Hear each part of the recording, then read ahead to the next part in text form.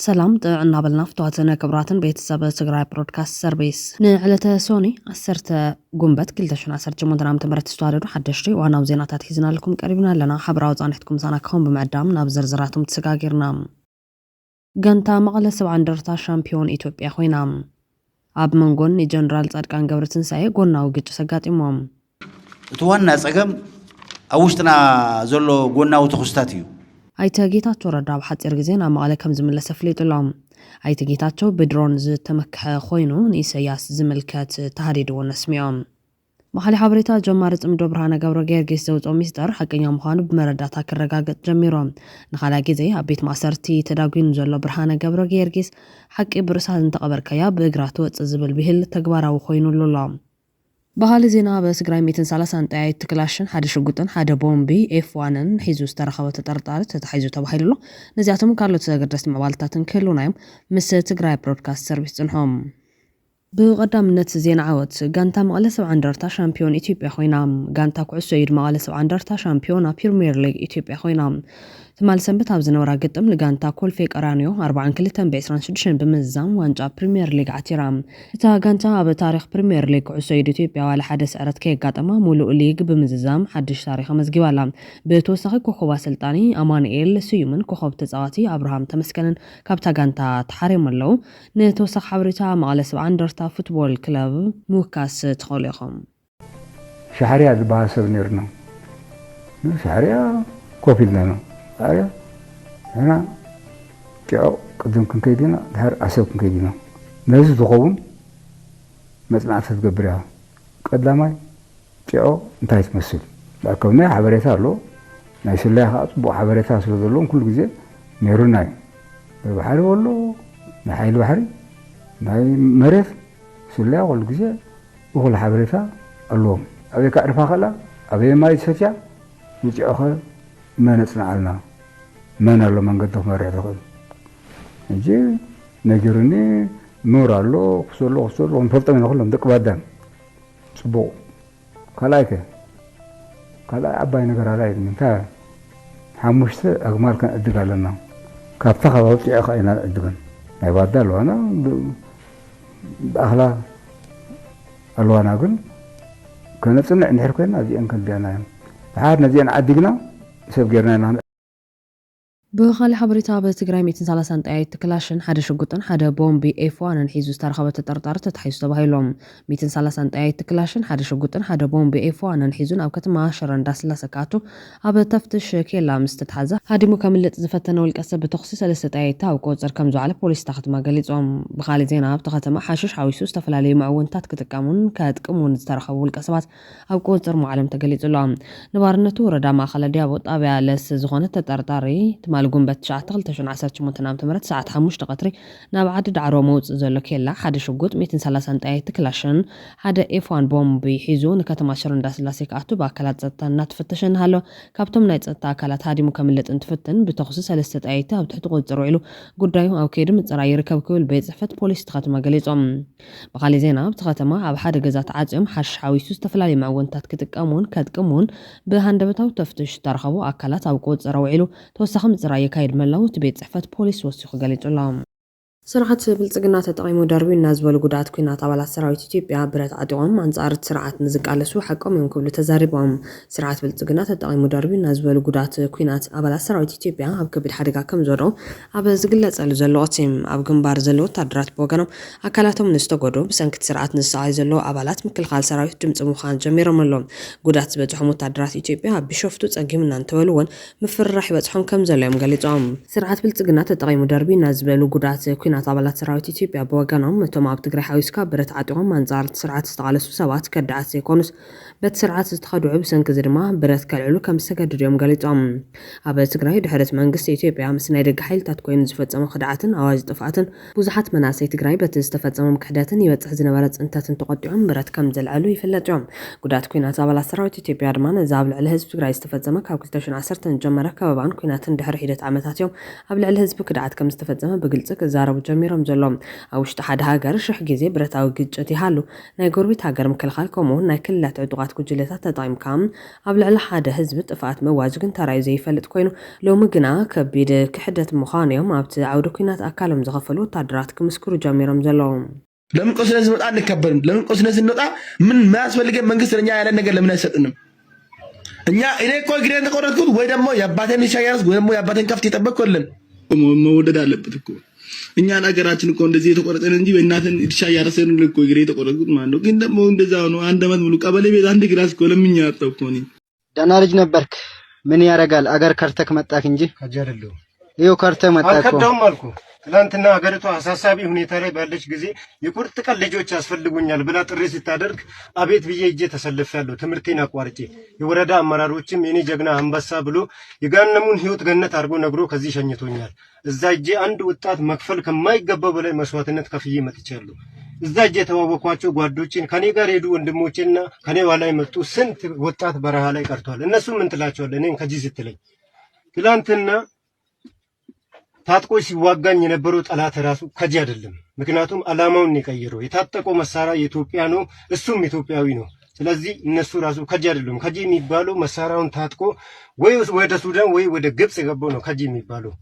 ናብ ካሊ ሓበሬታት ሰጋጊርና ጀማሪ ጽምዶ ብርሃነ ገብረ ጊዮርጊስ ዘውፅኦ ሚስጥር ሓቀኛ ምዃኑ ብመረዳእታ ከረጋግጥ ጀሚሮም ንኻልኣይ ግዜ ኣብ ቤት ማእሰርቲ ተዳጒኑ ዘሎ ብርሃነ ገብረ ጊዮርጊስ ሓቂ ብርሳን ተቐበርካያ ብእግራ ትወፅእ ዝብል ብሂል ተግባራዊ ኮይኑሎም ጀማሪ ጽምዶ ምዃኑ ዝገልጽ ብርሃነ ገብረ ጊዮርጊስ ቅድሚ ተቐዳማይ ማእሰርቱ ንጽምዶ ክበሃል ጆኖሳይድ ትግራይ ከም ዘይክሕድ ኣረጋጊጹ ነይሩ እዮም ቁፅሮም ዘይነዓቕ ዓበይቲ ዝበሃሉ ዝነበሩ መራሕቲ ፖለቲካን ኣዘዝ ሰራዊትን ገሊኦም ካብ ተሓታትነት ንምምላጥን ኣብ ስልጣን ንምጽናሕን ገሊኦም ካብ ኣዲስ ኣበባ ዝተዋሃቦም ስልጣን ንምድልዳል ገሊኦም ስርዓት ኣስመራ ዘለዎም ናይ ጥቕሚ ጽምዶ ንዘይምስኣን ኣብ ልዕሊ ህዝቢ ትግራይ ዝተፈጸመን ዝቕጽል ዘሎን ገበን ጆኖሳይድ ክኽሕዶን ብምእታዊት እናኸፋፈሉ ሓደ ካብቲ ካሊእ ሓይሽ ይገድድ ናበሉ ብዓቕሞም ተሓታትነት ናይቲ ገበን ካስስ ኣብ ዝገብርሉ ዘለዉ ቅቲ ተጋዳላይ ብርሃነ ገብረ ጊዮርጊስ ግን ኢሳያስ ኣፈወርቂ ኢልካ ከም ኣብይ ኣሕመድ ጆኖሳይደር ምዃኑ እምነቱ ገሊጹ ናብ ቤት ማእሰርቲ ከም ዝኣትዎ ኣይርስዓን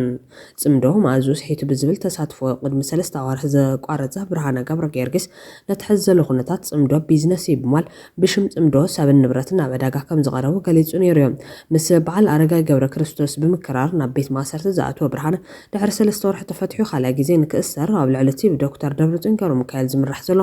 መንግስቲ ተሪር ተቃውሞ ምስምዑ ከም ምክንያት ኮይኑ ይጥቀስ እዮም እቲ ብጽምዶ ማእዙ ስሒቱ ብዝብል ተሳትፎ ቅድሚ 3 ኣዋርሒ ዘቋረፀ ብርሃነ ጊዮርጊስ ነቲ ሕዚ ዘሎ ኩነታት ጽምዶ ቢዝነስ ይብማል ብሽም ጽምዶ ሰብን ንብረትን ኣብ ዕዳጋ ከም ዝቐረቡ ዝገለጹ ሓቂ ምዃኑ ዘመልክቱ መረዳእታታት ምውፅኦም ነቲ ሚስጥር ሓቂ ምዃኑ የረጋግጽሎም ኣረጋይ ገብረ ክርስቶስ ወዲ ቢተው ብዝብል ዝፍለጥ ኣብ ማሕበራዊ ሚድያ ንባዕሉ ከም ኣባል ኣመራርሓ ሕወሓትን ዋና መሳሰይ ጽምዶን ገይሩ ብምቁፃር ዝተፈለየ ሓሳብ ንዘለዎም ፖለቲከኛታትን ልሂቃንን ብምንቃፍ ዝፍለጥ ብሮማናት ኦንላይን ዕላው ዝተገበረ ናይ ሰነድን ናይ ድምፅን መረዳእታ ነቲ ብርሃነ ዘቕረቦ ዝነበረ ክሲ ምስክርነት ዝህብ ምዃኑ ዝግለጽ ዘሎ ብመሰረቲ ናይ ድምፂ ቅዳሕን ናይ ባንኪ ልውውጥ ገንዘብን ኣረጋይ ሕጋዊ ኣብ ዘይኮነ ናይ ኤርትራውያን ስግረ ዶብ ንግዲ ዝተዋፈረ በዚ ሕጋዊ ተግባር ዝንዝሰሩ ዘፍትሕ ብዝተግባሩ ድማ ሚሊዮናት ብምርካብ ዝሃፍተመ ከም ዝኾነ ትዕላው ዝተገበረ ናይ ድምፅን ናይ ሰነድን መረዳእታ ሕበር ነዚ ሓበሬታ ዘውፅአ ሸዊት ውዳሴ እቲ ናይ ሕዚ ጥራሕ ዘይኮነስ ኣረጋይ ገብረ ክርስቶስ ኣብ 2014 ዓ.ም ጥረጨው ሰሪቑ ብገበን ተኸሲሱ 3 ወርሒ ኣውኪሓ ወታደራዊ ፀባይ ማረም ተኣሲሩ ዝወፀሉ መዝገብ እውን ወሲኹሎም ብዘካዝት እቲ ነቲ ሓበሬታ ዘውፅአ ሸዊት ንኣረጋይ ቀዳማይ ካብ ፖሊስነት ስራሕካ ብስነ ምግባር ጉድለት ተኣሲርካ ዝተባረርካላ ካልኣይ ካብ ሬጅስትራር ቤት ፍርዲ ስራሕካ ብስርቂ ተኣሲርካን ብዲሲፕሊን ተኸሲስካን ዝተዋረርካላ ሰነዳት ጎጥቂጠ ከም ፀንየ መቐለዲ ኮይኑ ህዝቢ ንስኹም ጅግና ተፃወቱሉ ክብል እዩ ተሓኒ ዘሎ እዚ ብሰነድን ድምፅን ዝወፀ መረዳእታ ነቲ ሓቂ ሒዙ ዝካታእ ዝነበረ ብርሃነ ገብረ ጊዮርጊስ ሓቀኛ መርትዖ ኮይኑ ከም ዘገልግል እዩ ዝግለጸሉ ዘሎ ክቡራትን ክቡራናን ካብ ዘረባ ብርሃነ ገብረ ጊዮርጊስ ውሱን ከምኡ ድማ ተቐዲሑ ዝወፀ ሚስጥራዊ ዘረባ ኣረጋይ ገብረ ክርስቶስ ሰሚዕና ንጀነራል ጻድቃን ዘጋጨወ ጉዳይን ኣይተ ጌታቸው ረዳ ብድሮን ዝተመካሉ ዛዕባን ከነስዕብ ኢና እዚኦም ቲፎዞ እዮም ኢሎም ብ3-4 ኣውቶቡስ ይፅዕንዎም ካብኡ ይምልስዎም ተረዲሃን መንግስቲ ኤርትራ ልወሰደልኩም መኪናኩም ክንምልሰልኩም ሊብሬን ታርጋ ንገርና እሞ ካብኡ ንሕና ክንምልሰልኩም ክንድዚ 100,000 120,000 200,000 ክፈሉ ይብልዎም ተረዲሃን ካብኡ ከዓ ጮይ ኣሎ እዚ ሂማን ትራፊኪንግ ስማግሊንግ እውን ኣሎ ዝተወደበ لتودب بسرو سر سدد ستراكشرالي هيمان تقبل مالتي من يم زكايدوا من يم زمرحونا هيمان ترافيك أنا أبزي خزارة بيد الملكة أكل حجوا سلازلزي الملكة أكل يزكتاتلو ناي بوليس قد عايزي سلازي بوليس بعد يزار خمسة لقين أبزي خزارة ولا هيمان ترافيك كم زلون أمو كل سبب فوتو كوي ما زي ولا جيتاچو تزاري بالنير نحن ممكن نجي تزاري نالو كنا هيمان ترافيك كم زلون نفلو هو جيتاچو أنت تزاري ونيروا سلازي تلو الملكة يزار ناي بوليس قد عايز أبناء تقرأ حكمة بوليس اللي حاجة قد عايز خافة تزاري يبكي بوليس بعلي صحيح دحر مجلس قاع بوليسي عفت بوليس لهاو مجلس يخاشات تنتانا فتتخل ግን ኣብቲ ናይ ጾም ዶሲ ከምዚ ናብ ቢዝነስ ቀይሮሞ ማለት እዩ ከምዚ ብገንዘብ ገይሮም ናብ ኤርትራ ከምዚ ክነምፃልኩና ከምዚ ክንገብረኩና ይኹም በቃ ናይ ቢዝነስ ብስሩ በቃ ታይ ይፍለካ ኮንትሮባንድ እውን ኣለው ልዕልዩ ናይ ቢዝነስ በቃ መሳርሒ ሃፍቲ መከብ እዚ ሕጂቲ ዓብይ በዓል ሃፍቲ ኣለዎም ብድሕሪት እንዲያው ክነግረካ ሓደ ዓብይ ክድግዛዕ ልኾን በዓል ሃፍቲ ብድሕሪቶም ኣሎ ክድግዛዕ ልኾን በዓል ሃፍቲ መንግስቲ ይፈልጦ እንዲ ነዚ እቲ መንግስቲ ይፈልጦ መንግስቲ ይፈልጦ እንዲ ነዚ ኣነ ኣፍልጦ ይብለይ መንግስቲ ይፈልጦ ኣይፈልጦ ኣፍልጦ ይብለይ ኣብ ጾም ዶ ከም ዝነበርካ መጠን ኣይትሕብርን ዲኻ ከምዚ ይካየድ ኣሎ ኢልካ እዚ እኮ ሓደ ሓበሬታ ይሕብር እኮ እዩ ዘለኹ يحبر سلازله كوي بيترزق عزله بخندي قاتفاتنا ميديا لا تعدوا بلو كوي لو انا سمع عنده سنتر زيات انت زي قال احنا يركو انا عدي ايتطرفن اكو انا بالتولد كله بالعاوي كله غاوي يطرفنا انا ترديهن تايغيرو مسيلكا اورغانايز يوم غيرهم بتعمي عوي اورغانايز بلان يموت يوم برهانه حدا خطرفلو خدهاللو نخدهال تخيو لبرهانه بروتكت خغورو يخول يوم لبهالو اكلات مسو خنباسلنا لابنت لمغوي صريفو لودم بيت صريفو لماشو صريفو تبل بفتره مهنا سراوي تግራይ لبرهانس بروتكت غورو زلو زون اتحساسوا سلازلو معناتي بتوم چويتي خلاي مسحوحات خباسلو لفتله صريفو لدبرصيون صريفو لكاله صريفو خباللو سالساي دما مسحزب خباس سلازلو برهانه بلصقنا اي برهانه اورومو اي سو برهانه لاودي سابا خيدو خوبلي لا حرامريت وريدو زبال فابريكيشن دراماتات خسرحلو إلهم صريحهم قصة حزي قالوا سنو يوم زلو وانا هلخوم يزودهم زلو هذي انتاي كي نتصقيمو مسيلكا مجمريا نهر بلانو خمسي مسدحالنا يوس برهانه بتعم سللباساتي قلطيفو داودي سابا خيديو ويدا حرامريت خيديو يهو يبلناكم ندو خنودينا البلانيرو مسو فيل غيرو ستيل ناو يقصلو يوم زلو ستيل ناو مالتي يودو انا نارغا يكونكن ملسفو نهايدا يكونكن ملسفو نحوحات يخقال سايبلك انا تصبي بوجلا وحوحات وشت زلو نحوحات استقطاصره اتي صبي لبال بوجلا كور بودي لبال نسو بوركه كاحصور توصيخايو تودب شي حدا يحوي كلا يودب ناي كل خابي يفو سالساي حزب تግራይ يحوي مخنياتو حوحاتس كملس لا ارغايነት ወድቀ ይውል ነው የደወልኩን ሰይለ ሓደ ጭቡጥ ነገር ሄደ ከደጉለል ካይለማ هو ده تردي ايوا هذه كدغولال كان ير حسكو نيره هو تمار قدام بعرب قدام كل ነገር ودي يندي هو ودينا يو كس ስለዚውሎ بخصي ايوص نجاتهم ايو خون انت محرت اواج ايو خون نيلم بتحرقن هم موالم دسيلني توم نفاط ود نفاط ودنور نيغيتاچو بزعم زعينا زلو زنورو كوم موالم دسيلني بطعمي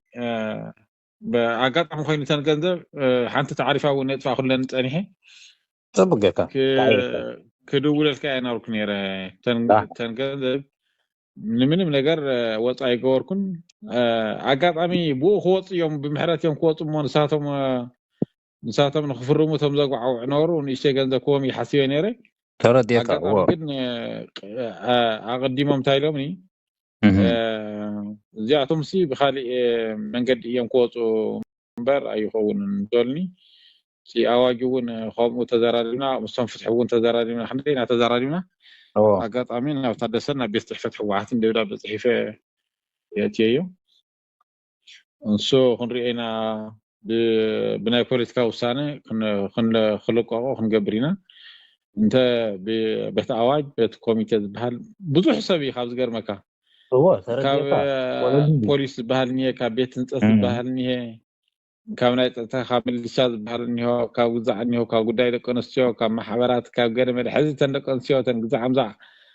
نيه ዋሳውኝኝ ዝላ በቃ እንሳቱም ከም ገበነኛታት ከም ፍጹም ገበን ሰርሑ ገለ ገረም ዮም ኝኝ ዙሩ ነይሮም دحار ግን በቃ ንሱ አይኸውን አይኸውን ንስወልኒ ደስ ይልኒ በቃ ከላኸላ በቃ እንኳዕ ካውዚ ወጣ ነበር አነሲ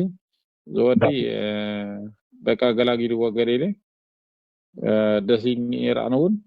ስለዚህ ናፍታ ፖለቲካ በፖለቲካ ፍታሕ ፈረኹሎም ብላዕሊ ናፍታ ደሰና ሕወሓት ነጥርካ ኣለኹ دحار او تلفزيون ناي دبل طبعا ولا انت رجع حوي تاي صحيفه كان لهم بيبيات هاليخه اي كلها انا كوين نحن تكمل لنا انا هذا مقدي يكون كنا قاطع بيت وكنا قرالو صحيفه كان له كنت رايح نغرك كل نغرك هذا نسخه عدمات كهنكا ديتم كثر من شكل كا نغر نو السوق دفو نسو تزراري ناينا رجع حوي وقدام بزع ገንዘብ تزراري ነው واحد الابقم ነገር ተውዒሉ ደስ ብለኒ ኣነ ንዓኻ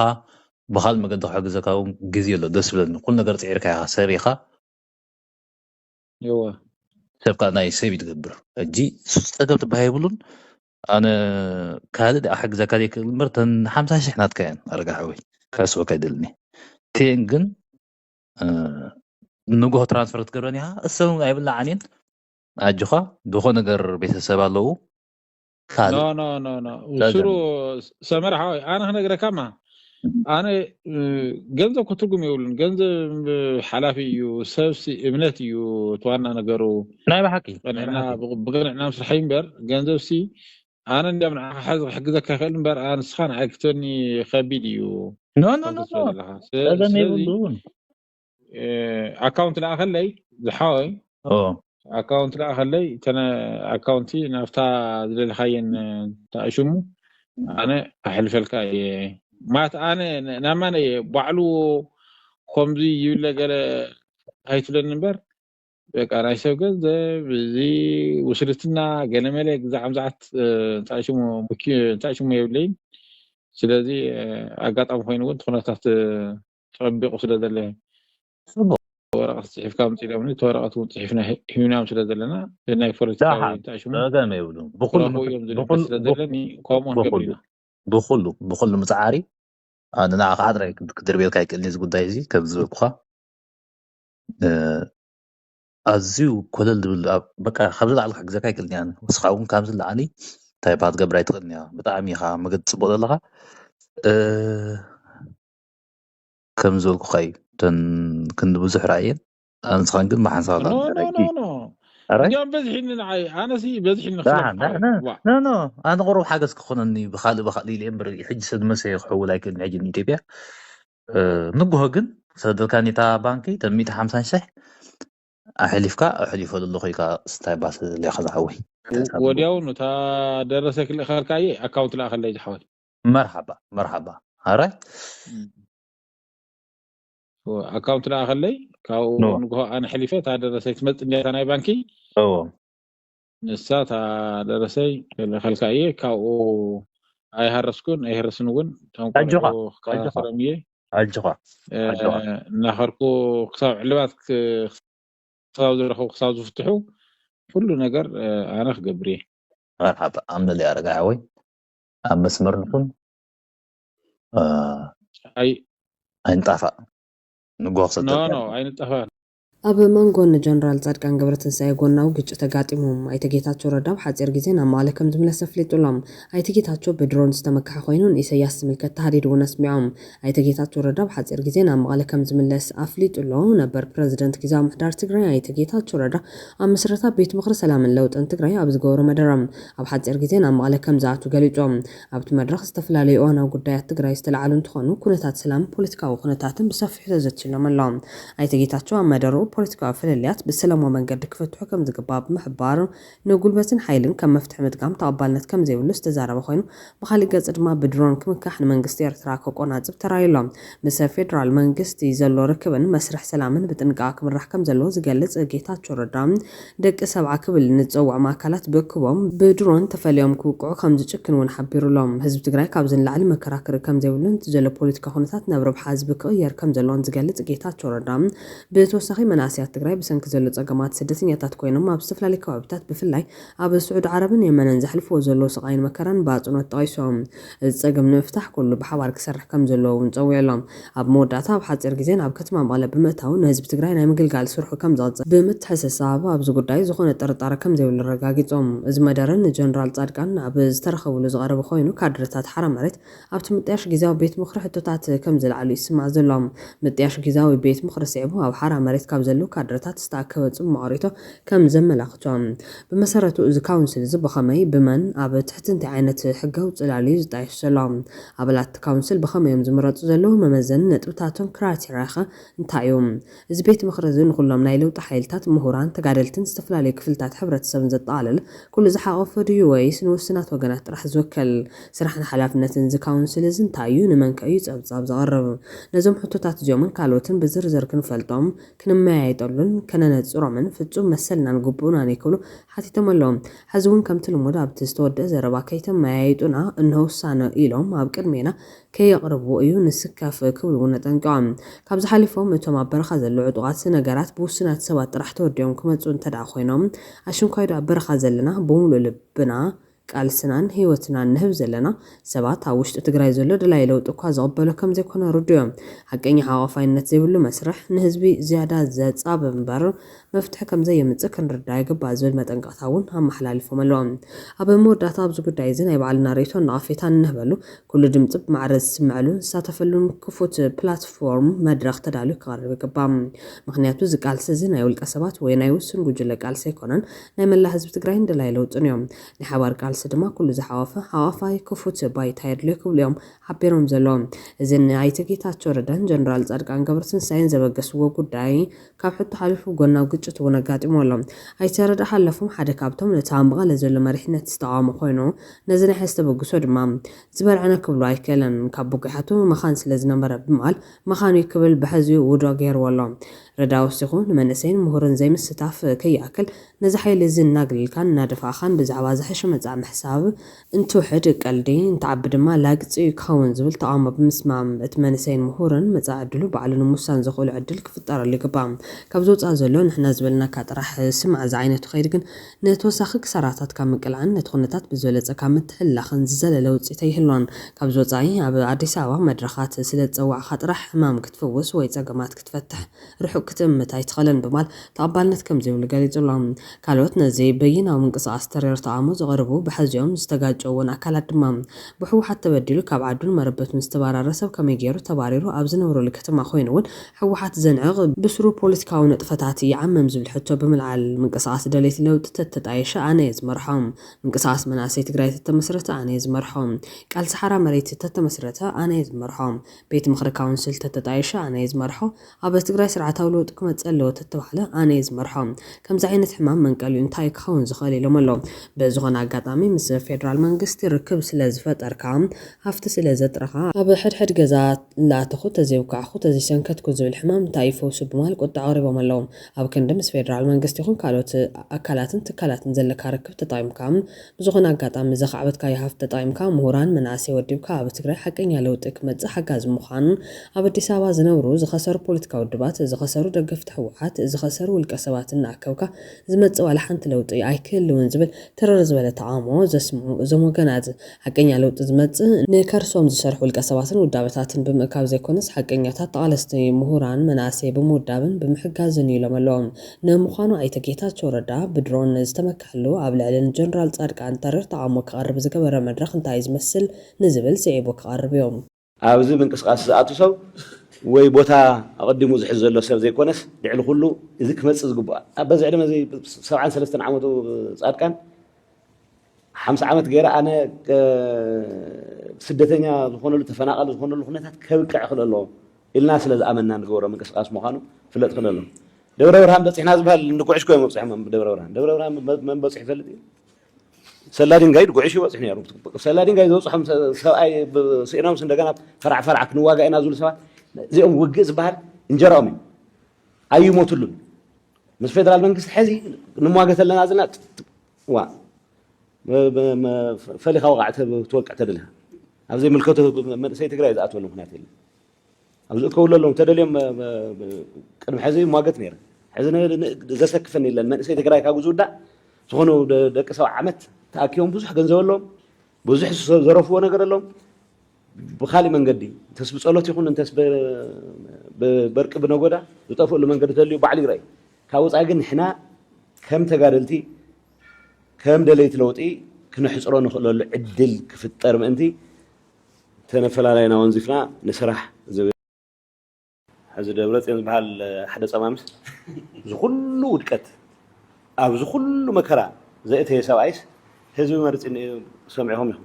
ኣነ ኣብታ ምርጫ ባዕለይ ተሳታፍ ስለ ዝነበርኩ ኩልኹም ኣለኹም 2.7 እዩ ነይሩ እዚ ኩሉ ሰብ ወዲእናስ ወለድ እያ ትመስለኒ 2.8 ኮይና ኣላ 100,000 እወ እዚ ዝብል ብሱር ምስካፍ ዝበሃል ዘይፈልጥ ህዝቢ ትግራይ ክወድእ ናብ ድሕሪት ዘይምለስ ሓይሊ ትግራይ ኣብ ዝቋፀረሉ ኩነታት ኮይና እንታይ ኢና ክንሰርሕ ዝግበአና ብዝኾነ ይኹን መንገዲ ሙሉእ ትኩረትና ክኾን ዝግብኦ እዚ ኩነታት ዝምሕፃር እዩ እዚ ክሓፅር ብዝተኻእለ መጠን ናይ ህዝቢ ይርኢ ነይረ ካብ ስልጣን እያ ተባሪሮም ገለገለ ዝበሃሉ 100% ሎያሊቲ እውን ኣይኮነ ሎያሊቲ ኮ ክትዕቅኖ ኣነ ሓደ ኤግዛምፕል ክወኩም ክእል እየ ከዲዑ ዝበልናዮ ኣነ ባዕለይ ኣብቲ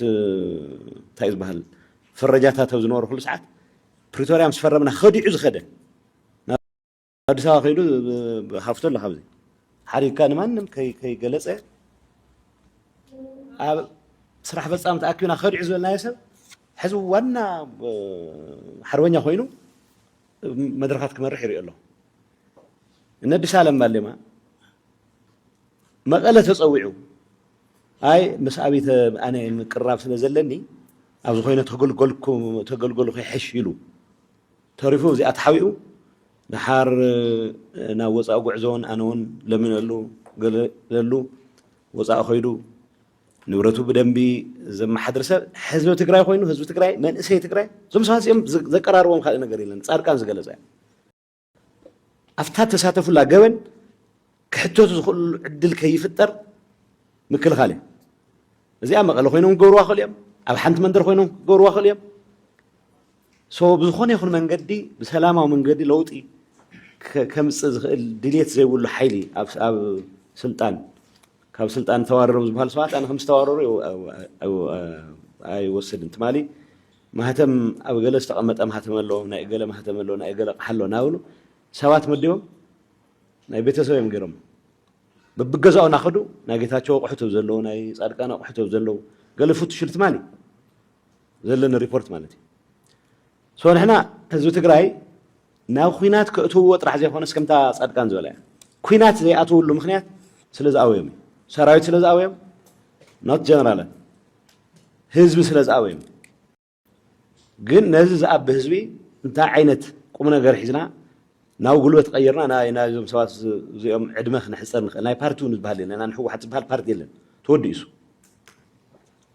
ሕዚ እዞም ተኣኪቦም ብሽም ሕወሓት ይኹን ብሽም መንግስቲ ይኹን ብሽም ዝኾነ ይኹን ህዝቢ ትግራይ ዝሽቅጡ ዘለዉ ሰባት ዕድመ ዝሓፅረሉ ኩነታት ከመይ ጌርና ኣና ክንሰርሕ ዝግበአና ዝብል ንማየጠሉ መድረኺ ኢለ እየ ዝኣምን ብሽም መንግስቲ እዚ ኢለ ክዛረብ ኣይደለን ዋና ንሕና ንሰርሖ እዩ ወሳኒ መንግስቲ ሓንቲ ነገር ጥራሕ ዘርአያ ኮሚትመንት ከድንቕ ዝደሊ ብዝኾነ ኣጋጣሚ ተጓዩ ናብ ኩናት ከኣቱ ዘይምድላዩ ንኣነ ዓብዪ ኣድቫንቴጅ ምክንያቱም ኣብ ዘይንቋፀሮ ካሊእ ዙር ኩናት ሻዕብያ ደፊሩ ምስ ፌደራል ዝገጥመሉ ዓቕሚ የብሉን ድሌት እውን የብሉን ታግጥም ካብ ድንበር ካብ ደቡብ ኤርትራን ኢትዮጵያን ንራያ ወገን ወሎ ወገን ትኸደሉ መከላከያ ባህበ ተረኸበ ድንገት ኣትዩ ኣብ ትግራይ ዝረግረገሉ ኣዘ ኤክስፔንስ ኦፍ ናይ ተጋሩ ኣዴታት ተጋሩ ህፃናት ማለት እዩ ኩነታት ክፈጥር ኢላ ሕዚ ዝብል ዘሎ ባይዞ ምዕራብ ክኸዱ እውን ድሌት የብሉን ምዕራብ ተንቀሳቂሶም كصقعوا قبل الفيدرال منقص ناب تسني باركة وجن سلام استخ على متن تا تخصي كاو كرحق تا تخصي قلنا إحنا خنسحنا زقبر أسرار راح يدخل له شعبية سو أتلس فيدرال منقصي أبزو قدايزي أقطع مترخوينو دليل زلهم سواتهم زلوا فلت يعني أتلس تقدم مينستر ناو كأتو دليل يقولون اللون إذا أكاب ترخوت حدا نقدر نقبر لنا زول إذا أزي مخانا أبقى قلنا بتعم جواهيز فتري واحد نقدر تجرو عندهم أمك حصر لهم جن بقال سناك نحصر نخلو العدل كنرئي عدلون زفكر سلاز هنا I think زقات أمزي خالي أجندة يبلان خالي أوراي يبلان وزقود دايز برنامجين برنامج حسب فلا لنا أنا ناتي بارتين ولدون ودونات نتن بايتونان أين أي برنامج حزي قمنا جرهين كبأس الناس العلم خونه يكون وراي نايزي وجل لزع دمام حساريات حتت أو وشتي تجراي كنجورز قبنا كل عينت ديمقراطية سنولو قلنا ولو لوت نولو كنسر عندنا أخينا أديم كحصل فللو أبز أجندة زي I think كفلا لا كلنا نخلي زول أمنا تيولين نحن تغيرنا كم تا عن تويز ولا فيدرال منقص تايهم توترهم أب duplication of efforts مزعج قليون قدام مينستر ركب قليون زخانة حلافي ركب زي أبا نقبر تبتنا هم تقرأي organized بمخانة مخنيات هو حد ولا بزل leadership مخنيات عبي حدا جاي يفتر هو حد حنتي قمنا قرتنيرا هزو organized بزخانة من قدك هو قصب على العقم كله زقبر أولا بس خاطر من باري إذا أول شيء نايا حذف فحنا نايزهم كابد حرت وصاي وفير كأتو زبل حدا قمنا قر زي ولهم توصن والكسات عدم زنا وحل عدل نفتر كين هلو أفلالاينا كم تسمى ونزفنا زولو منقستنا زولو نحن أفلالا ونزفنا تلينا مالتي قلتفنا عدمهم كحصر زخلو اللي هنا تاتكنري تمانيفستون مورلس نايخلنا دليت كابتشرز قبر سلازغونه أو تخرج قرنات نسر حزب الملك ذيك حلف دلي تودي وخات سرحة ناي منقص تخرج بوي خات ركب فيدرال منقصتي كتوخونا ندلي بزغونه يخون نقريلا نحنا تودينا ناي تقرأ أجندة ناتنا أجندة إلنا أمنا فيدرال منقصتون حزق ساب حزر توصل نتعقصله كاوتعقص لا لكن كساتفون تخوينو نحنا وزلنا له سوانا ونخون له هنا تاعنا نسر حزق بأنا زول ملقتي كحل فيز دلي حنت خالي كوس خاز دلي نقرت لي علم مورولس مسانا كنت سرحنا تسرحنا كحجز دلي نات فيدرال منقستي نات خالوت باركتات نات خالوت مدارج أكلات دعلو خلوجن انترناشنال كوميونيتي أوز قدايز حصر ناوكينات كين أتو زريجنا خالي كرايسيس كي أتو نمجوار زخيل كل عينة تلقاف المهاب دلوقتي تودي خامن قصقاس كن يدلي تودي خامن قصقاس حدا تفلط له ريكوغنايز تقبروا له دمص كله كمغوار ግን አገዳሲ መስለና አይ ቲንክ ዛ መድረክ ዚኣ ነዚኣ ሚስካል ታይስሙ ከይህሉ ሚስ አንደርስታንዲንግ ከይህሉ ዝ መድረክ ዚ ተተካ መንግስት ዝመርጽ መንገድ መድረክ ይኾነ ወይ መቀለ ምስ አተና ክንአቲና ኣብ ዝሓፀረ ግዜና ሃብቲና ምንም ዘጠራጥር ነገር የለና ኣውኡ ንመንግስት ተኪኡ ሰርሑ ነው ይኾነ ናይ ትግራይ ሓይልታት ክእከው ምግባር ከም ዓብይ ኢኒሺየቲቭ ንወስዶ ምንቅስቃስ እዩ أو مستخدة لتجري زمسل منجست متياش عبي ترجم عبي سواء كن جبرين هذا الأمة تلني إذا مقبار أو قمة تأتينا وعلى بريتوريا فريسلو تحنت عباي زي أقول ده إذا العلة هذا اللي هو أنا مغنيات وعلى بريتوريا أفريسو مولو ما هلا منجست فريسوي لو ميمزارو أي حنكون غمو كلو مغنياتو أفتو على بريتوريا هذا اللي مسارتوي سمم عنتات أفريسوم يوم مش شعبيات صمدوا لهم تصميدهم له زي أفتنا وعلى بريتوريا بقلتي زخل كليو ناب السودان ناخذوا مسبورهان ودخل يقولوا له زيون أفتنا وعلى بريتوريا كابه جوسايو بزخون ياخذ من قد زمت جيزاو من محدار بتقرأي قوم تواهلو سمم عنا تغير له بو من قد نخد نورنا افريسهم ናይ ቀደም ነበረ ሕጊ ዝሓለፎ ማለት ዘይሕጋዊ ዝኾነ ቤት ምክሪ ፀዊዕና ኣለና ኢሎም መንግስቲ ከቕሙ ኢሎም ፈቲኖም ኣለዉ ብቻ ብጠቕላላ ኩሉ ነገር ዋላ እቲ ውድብ ባዕሉ ዘይሕጋዊ እዩ እቲ ቤት ምክሪ ዘይሕጋዊ እዩ ብከምዚ ዓይነት መንገዲ ውዕል ፕሪቶሪያ ኣፍሪሶም ኣለዉ ውዕል ፕሪቶሪያ ኣፍሪሶም ጥራሕ ዘይኮነስ ኣብ ትግራይ ህዝቢ መንግስቲ የለን እዚ ዝገበርዎ ብሓይሊ እዩ እቲ ውድብ እናተፈንፀሐ ኸይዱ ኣብቲ ዝበፅሖ ደረጃ በፂሑ ሕጋዊ ዘይምዃኑ ተረጋጊፁ ብናይ ኢትዮጵያ ሕጊ መሰረት እዚ ሓይሊ እዚን ንኡ ብፈቃደኝነት ክሕልው ፈቃደኛታት ዝኾኑ ናቱ ዋርድያታት ዝኾኑ ጀነራላትን ተሓዋዊሶም ትግራይ ህዚ መንግስቲ ዘይብላ ዓዲ ገይሮም ኣለዉ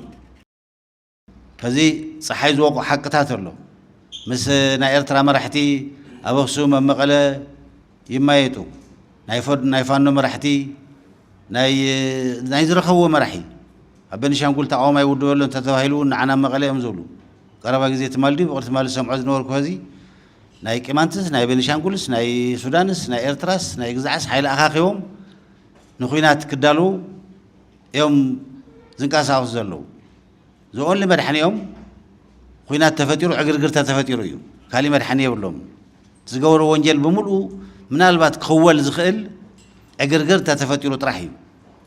ዝገብርዎ ዘለዉ ኣጀንዳ ንህዝቢ ትግራይ ዝፀገም እዚ ክንፈትሕ ኢና ካብ ዝፀገም እዚ ክነቃልል ኢና ዝብል ኣይኮነን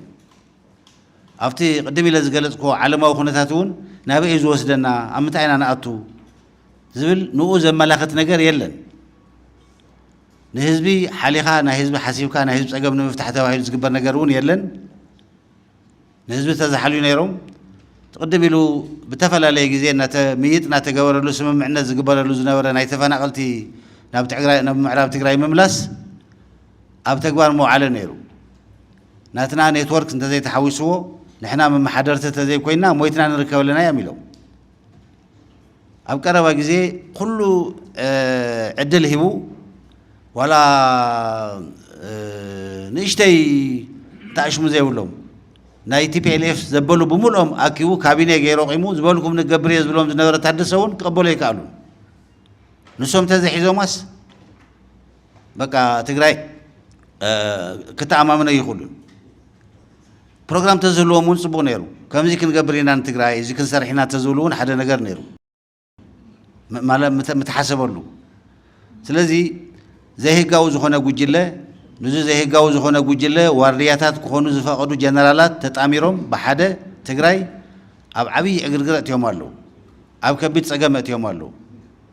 ኣብቲ ዘለናሉ ዓለማውን ከባቢያውን ኩነታት ከምዚ ዝመሰለ ናይ ብፈቃደኝነቶም ዋርድያታት ዝኾኑ ጀነራላትን ዘይህጋዊ ዝኾነ ውድብን ኣብ ትግራይ ቅድመ ህዚ ዝስራሐሉ ዝነበረ ናይ ኢትዮጵያ ህገ መንግስትን ናይ ውዕል ፕሪቶሪያን ኣፍሪስካ ናብ ስርዓት ዘይብሉ ዕግርግር እዮም ዘእትውና ዘለዉ ናብዚ ኢና ክንከይድ ከምዚ ኢና ክንኾን ኢልካ ክትሪአሉ ትኽእል ምንም ነገር ዘይብሉ ናቶም ህይወት ንምድሓን ጥራሕ ወይ ናቶም ወንጀል ንምኽዋል ጥራሕ መሰረት ዝገበረ እዮም ዝንቀሳቐሱ ዘለዉ ርኢኹሞ ኢኹም ኣብዚ ቀረባ ግዜ ፕሮፌሽናል ኮይኖም ስቕ ኢሎም ናይ ባዕሎም ስራሕ ዝሰርሑ ዝነበሩ ሰባት ከይተረፈ ብምልኦም ኳ ሓይፎም ኣውፅኦሞም ምንም ናይ እሱ ገይሮም ኣውፅኦም ድማ እንታይ ዓይነት ሰባት ከም ዘምፁ 100% ሎያል ምዃኑ ዘረጋግፅ ሰብ እናመረፅኦም ከእትዉ ዝፍትኑ ስለዚ ከይዱ እቲ ውድብ ኣብ ነዊሕ ግዜ ዲጀነሬት እናገበረ ናብ ብጣዕሚ ተወሰኑ በቃ ናይ ባዕሎም ጥቕሚ ጥራሕ ንክከላኸሉ ቆሪፆም ተልዓሉ ውሑዳት ሰባት ቁፅጥር ኣትዩ ዘሎ እዚ ኣብ ትግራይ እውን መዕነዊ እዩ ኣብቲ ዘለናሉ ዓለማዊ ከባባዊ ፖለቲካዊ ኩነታት እንደገና ዝገደደ ሓደገኛ እዩ ዝኸውን እዚ ድማ ብኩናት ክፍፅሞ እዮም ዝደልዩ ዘለዉ ዝገርም ዓይነት ዕብዳን እዩ ዘሎ ኣብ ትግራይ በቶም መራሕቲ ዝበሃሉ እዚ ድማ ገበንካ ንምክልኻል ባዕልኻ ንምድሓን እንተተኻኢሉ ሓሲብካ ዝግበር ነገር እዩ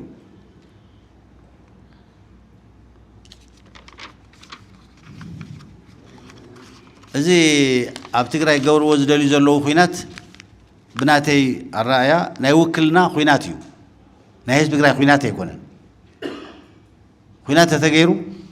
ክገብሩ ብዙሕ ግዜ ፈቲኖም እዮም ህዝቡን ኣይገደፍዎን ህዝቡን ፕላን ይገብረለዎ እዮም ህዝቡን ሓይሊ ይውድበለዎ እዮም ብዝኾነ ይኹን ኣጋጣሚ እንድሕር ኩናት ተገይሩ ኣብ ትግራይ ዝግበር ኩናት ናይ ውክልና ኩናት እዩ ንኦም ጠቅም من ህዝብ ትግራይስ እዚ ጠቅም ተባሂሉ ዝሕሰብ ነገር ኣይኮነን ንኢሳያስ ይጠቕሞ ይኸውን ኩናት ድፍእ የብለሉ ኣብ ወልድያ ወይ በጋሸና ኩናት ግበር ይሕግዞ ግዜ ክረክብ ይገብሮ ናይ ኢትዮጵያ መንግስት ሰራዊትን ናይ ትግራይ መናእሰይን ኣብ ዝገብርዎ ግጥም ክልቲኦም ይዳኸሙ ንኢሳያስ ፀጋ እዩ ንህዝቢ ትግራይ ይኹን ንኻሊእ እንስሳቶም እውን ምናልባት ዕግርግር ተፈጢሩ ንባዕሎም ክኽወሉ ከም ውልቆም ይጠቕሞም ይኸውን ንህዝቢ ትግራይ ግን እዚ ክጠቅም ተባሂሉ ዝሕሰብ ነገር የለን ካልእ ሲትረፍ ዋላ ብዝኾነ ይኹን ተኣምር ናብ ኣዲስ ኣበባ ቅርብ እንተኢሎም እውን ዓድኹም ተመለሱ እዮም ክበሃሉ መእተዊ የብሎም ማለት ዴድ ኢንድ እዩ እዚ ልኾን ክመፅእ ይኽእል ኢልካ ተሓስቦ ነገር የለን ይሰምዕ ኣዲስ ኣበባ እንተኣቲናስ ነፃ ትግራይ ክንጅምር ኢና ይብሉ ኣለዉ ቅድም ኢሉ መንእሰይ ትግራይ ሃገረ ትግራይ ክንምስርት ኢና እናጨርሐ ክጋደል ኣብ ዝነበረሉ እዋን ስኡልካ ዓሪፍካ ተቐመጥ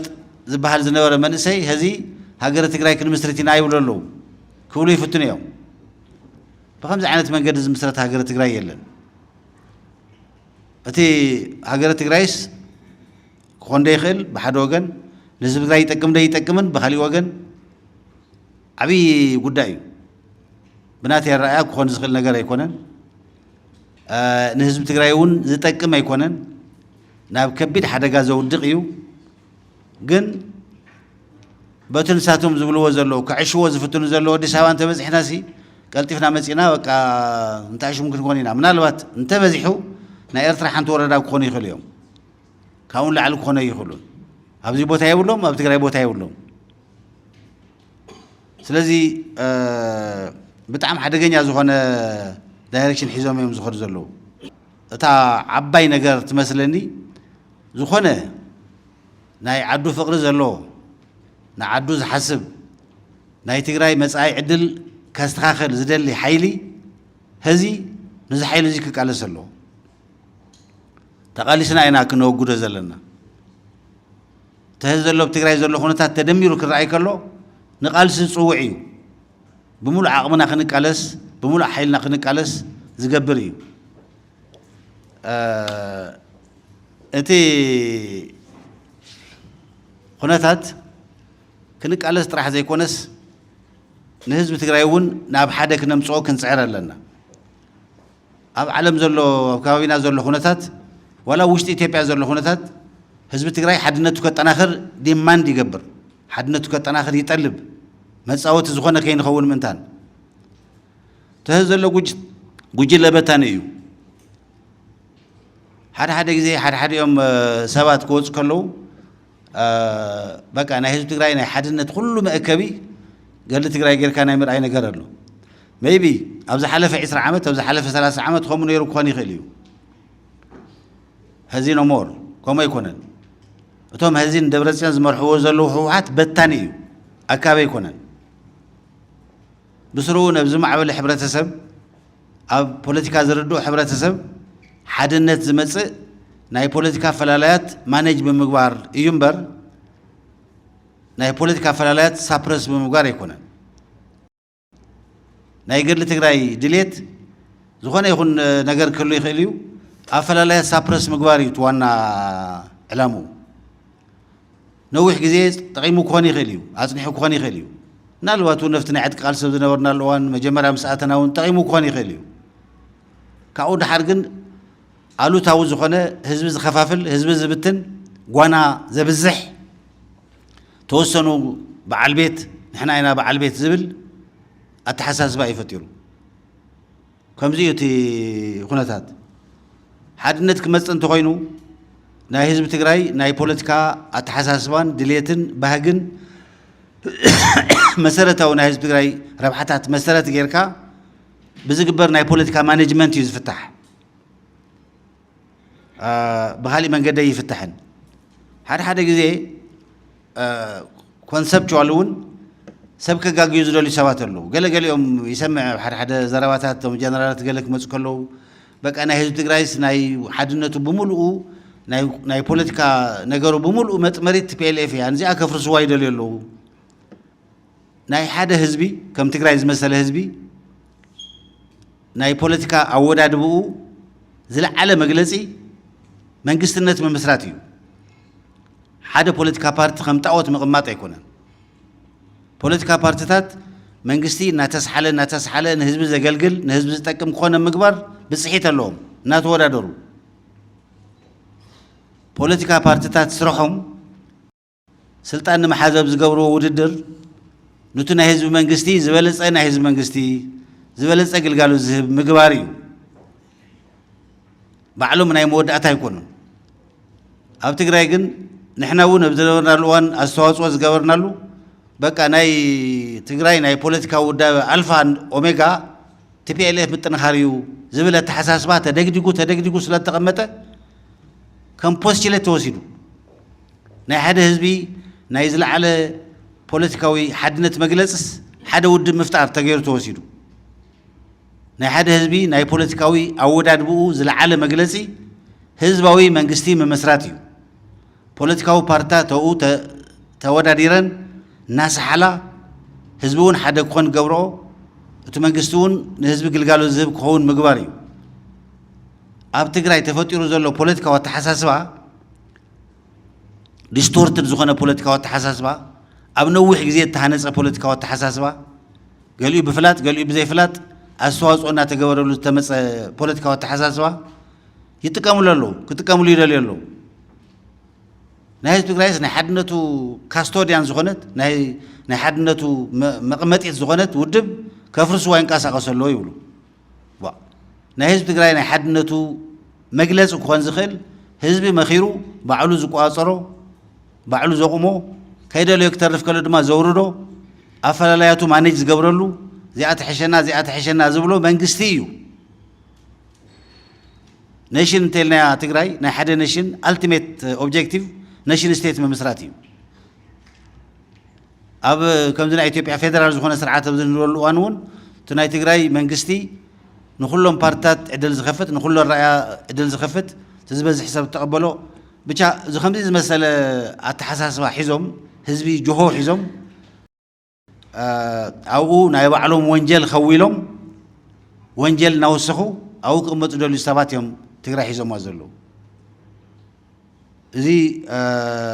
ብጣዕሚ ሓደገኛ ኩነታት እዩ ተቓሊስካ እዚ ምዕራይ የድሊ ካብዚ ተበጊስካ ካብቲ ኣብ ዓለምና ኣብ ከባቢና ዘሎ ኩነታት ይኹን ኣብ ትግራይ ዘሎ ኩነታት ወላ ኣብ ኢትዮጵያ ዘሎ ኩነታት እውን ሓዊስካ ክረኣይ ከሎ ቃልሲ ይጠልብ ኣብ ትግራይ ክንውደብ ፍልይ ዝበለ ቃልሲ ይጠልብ ህዝቢ ናብ ሓደ ዘምፅእ ምስ ናይ ፖለቲካ ኣፈላላያትና እውን ኣብቶም ብፕራዮሪቲ ነቕምጦም ጉዳያት እናተሰማማዕና እቶም ብፕራዮሪቲ ነቕምጦም ጉዳያት እናቐደምና እቶም ካልኦቶም ይፅንሐልና እናበልና ድሓር ክንርከበሎም ኢና እናበልና ሓድነትና ዝበለፀ እናጠናኸርና ነካይዶ ቃልሲ የድልየና እዚ ዝጠልብ ምክንያቱ ሓደ በታናይ ዝኾነ ዘይህጋዊ ፖለቲካዊ ጉጅለ ይዘርገና ስለ ዘሎ በታናይ ዝብል ዘለኹ ናይ ፖለቲካ ሓይልታት ምውፅኦም ታሽሙ ውድብ ምምስራቶም ገለመለ ኣይኮነን እዚ ናቹራል እዩ ማለት ኣብ ትግራይ ኣብ ከም ትግራይ ዝመሰለ ኩነታት ብዛዕባ ዓዶም ዝሓስቡ ብዛዕባ ዓዶም ዝቃለሱ ሰባት ወፂኦም ናይ ባዕሎም ውድብ ፈጢሮም ዕላምኦም ከሳኽዑ ምፍታን ናቹራል እዩ ክግበር ዘለዎ ነገር እዩ ኣብ ትግራይ ዘሎ ግን ካብኡን ላዕሊ እዩ መንእሰይ ከይዱ ይውዳእ ኣሎ ሃፍታም ካብ ዓዲ ይወፅእ ኣሎ ተስፋት ተሳኢኑ ኣሎ ዓዲ ይምህምን ኣሎ ናብ ውሽጢ ኢምፕሎድ ይገብር ኣሎ ከምዚ ናይ ትግራይ ዓይነት ፀገም ከጋጥም ከሎ ክልተ ፎኖመና ይረኣዩ እዮም እቲ ሓደ ፎኖመና ሪቮልት ምግባር እዩ ኤክስፕሎድ ምግባር እዩ ንላዕሊ ኤክስፕሎድ ምግባር እዩ ሬቮሉሽን ምክያድ እዩ ችርን ድዕሊ ኻይልካ ዝፈርስ ሰፍሪስካ ዝጥረግ ፀራሪካ ዝቀትል ቀቲልካ እንደገና ሓድሽ ነገር መምፃእ እዩ እቲ ካልኣይ ፎኖመና ብዝኾነ ይኹን ምክንያት ከምኡ ገብር ዘይከኣለ ሕብረተሰብ ኢምፕሎድ ምግባር እዩ ብናተይ ረኣያ ኣብ ትግራይ ዝረኣዩ ዘሎ ኩነታት እዚ ناوشتي زنبع زلو ناوشتي إمبلود زقبر زلو بقى أتي عدنا قدف كان نهدم كا من سي نهدم تسفات قريص وصراحة تسعينو أنت خمس خون زي فلت عقل هذا سبب عينة كونتات توم سبت أمنجا بفقادهم نتحدى ودب نتوانجلنيا ودب دقفت سلازخونو نأتاتهم سلاز فرحة تو يعبي ناس زلو ستيت ماشينر سلتقوص أصلا نهج تقرأ عدل هذي إمبلود مقباري خوين زلو نما همن كام خادي خوين زلو كابزي كل وطينا كنك أساق أزدلنا نهج تقرأ خونتات نزيز تقلب حدا نزوم سلطان حزوم زلو وجل زنكت كتوم حدا نجر أتوب تقرأ هجا منقص تقمته ولالات كتماتاتس بعلن كم حضر له وينزل ناي تقرأ هجا منقصتي عندي نتبي مود حد ما بصنعات ترجعيسو بزح ناي من محدار أجمل له تباهيل ترجعيس أقولداي وهزبسي بعلي مرات تباهيلو يثاجو بريزيدنت بدنور له أنا وكابينة مايتنا ناي تقرأ هجا منقصتي أب تجبار زوج للو دنبي كابينة أصدقنا بكابينة صديقه نايب تجبار كأتكلو خسرنا نكرّايلو تفلتيهم تجزاو بيت مخري قوي مزنا ولا بخندي مكره خمس قمة دحريون ناب تحتي نور على توريد كا هزون وعلو كم حدر كدلي كلو زجورو نقدر تريهم مخنياتو سروم يزور قوم بمحضرهم من قد تزاي كوينس ببوليتيكا أمنتهم بديسيبلينهم بنايس راح وصيتهم كم الرزق هم زي خلي فلتيهم إذا أب زبادو أورايات راح زلوا ديليت يكونن أو جرات راح زلوا يكونن أو كله تقرأ زلوا أو زبادو مبرا حزبت ودوي يقول صلوا يزارب الله جن أو كلهم يو تنبينكم يقولوا أرياوهم يقولوا ثمن معرابكم يقولوا عقامهم يقولوا أو كل بوت هذا ما أخلاي كي ترفهم يقولوا أما أخلاي ونزل ما نزله هناتو زيناتهم سوي ناس أو تلهم زوج زلوا بنتورك تأساسيرو كافة جمن قستوس أي كافنا تقرأ جمن قستوس أي كافنا حزب تقرأ ديلة توس أي يوزم ما حدرهم زلوا هذا فاندامنتال قد أيزي أو تقرأ ناي بوليتيكال لوتنا ممسا فاندامنتال قد أي حزبون ديماند زجور زلوا قد أي نا توم زتات بمستوى أو من قصة دليت لوتيلنا تجمر نجار له تسرح صبوات نجارات له زقاتو منا تعشمتاتون له كشاف هذي انتنا أسا تي أبتقرأي زلوا خوينات نختار في مقبر تبوليتيكا ومن قصة حق زيو أستواز أغير يلنا أنا أمن نايتقرأي بوليتيكا درجة نور خوين له هذي أبتقرأي بوليتيكا زبالس وي مصرافيو حسب ممسع يكونن بقى عاول كاب نشتي موبايل حسكا نتصرف كان توعيلكا ناي عالم بوليتيكا يزخون كايز مسلكا زرق سوونه يتسئنن كاون تحالفو دما محمايو ازي بطعم حماق ناي بوليتيكا كالتشري إذا خمس مثلا ناي بوليتيكا كالتشر أوشتنا حتخطخ نابلنا نخنصنح غيرونا يو بقلتي حسابنا مسخرنا تناقفكا نتزاربكا زرم نقرمكا مخد هزون جنازة تفتحوا كنفتحهم زلنا نجارات له تحد عبية تعيشونا زي ولا أنا اشتني بوليتيكا فلا لا تنتهي يومون زي أتوم يصلح لنا كاسلنا كنا نركب ولا منا هذا برايورتنا تقرأي سيف مقباريو ناي تقرأي سرفايفل من رجاتيو سرفايفل من رجات راح زي كونس نكونتينيتيون اشتهي مسألة مقاماتيو نكون رو أنس نسخومون زلكم عدمان اشتهي بناي تعي ستيت من مسرات أنصار كرأي كله نسخو من أسيون زلكم عدمان إشتاي تماكسيمم كن جوران دخل نجر نشتي مسألة مقمات تراجكتري ملكع متحزيو بس أنفذ زين خجيلكا تأنفت من معرايت رحيم زين مقبار تم بقدامنا تكسر حزور لهم نجر السريحنا مخاد يدلينا أوشتنا حتخطخن تحرب زيحو أوشتنا صعقمات النابز حين تخيدو تم كحجوزنا دليل مدارك تأكلاتون وأتاهم تجور زلهم يمزولنا ينقرنا كويهم هيدا إمباسات نركبنا ببزحي تمان فيستنا نقرهم وزي أصبتي عيولو زي من نمز قول لنا قرية لان صبتي عيولو قن تقولوا ديكم كم كتقولوا عقمل لكم ده يقولنا ننبعلهم حدكم ديكم يقولنا ننبينكم كويكم تزاروا زلهم يقولنا نعم أخلي من قستنا خير زي أكن قبلنا نبل صبغتيهم غيرهم يقولنا صبوس راح يقولنا جندكم ما تكم يقولنا حديكم من كسر يدخلون يقولنا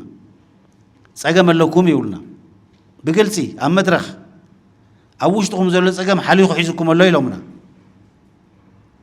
حكم يوم أدميت كن جورز زلنا نجاريز مسلني زي كل كله أفتو من كسر زلنا سبات ما راح تغينا يكون زخنا يكون زلنا سبات دخمت يبلنا يكون كن زول زلوا